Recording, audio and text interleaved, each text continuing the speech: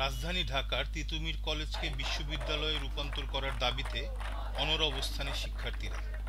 মঙ্গলবার সকাল থেকে কলেজ ক্যাম্পাসের ভেতরে ক্লোজ ডাউন কর্মসূচি পালন করছেন তারা।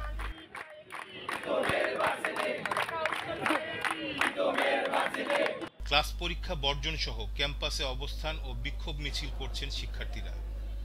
প্রধান উপদেষ্টা ডক্টর মোহাম্মদ ইউনূস সহ অন্যান্য উপদেষ্টাদের সঙ্গে বৈঠকের কথা রয়েছে আন্দোলনরত শিক্ষার্থীদের প্রতিনিধিদের। ৩ কার্য দিবসের মধ্যে বিশ্ববিদ্যালয়ে রূপান্তরে কমিটি করা না হলে আরও কঠোর আন্দোলনের হুঁশিয়ারি দিয়েছেন শিক্ষার্থীরা। শিক্ষার্থীদের ক্লোজ ডাউন কর্মসূচির কারণে পুরো তিতুমীর কলেজ এলাকায় কড়া পুলিশি পাহারা লক্ষ্য করা গেছে।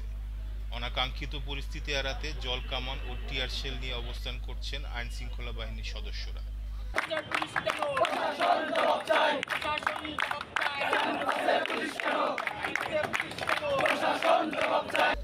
সকালে ব্রিফিংয়ে আন্দোলনরত শিক্ষার্থীরা জানান, 1997 সাল থেকে এই আন্দোলন চলছে।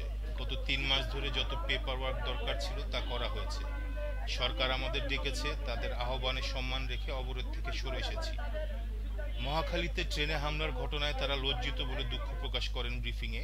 এ সময় জানানো হয়, শিক্ষার্থীদের অবরোধ কর্মসূচির বিষয়টি রেল কর্তৃপক্ষকে আগেই জানানো হয়েছিল, তবে তারা ট্রেন চালিয়েছে।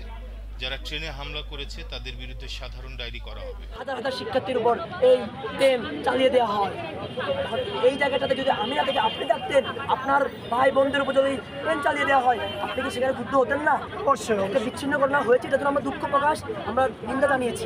এই দাবি আজকে শুরু হয় নাই, এই দাবি 5 আগস্টের পর শুরু হয়নি। আপনাদেরকে এটা মনে রাখতে হবে। এই দাবি শুরু হয়েছে 1997 সালে, সেই ছিল 2005 সালে।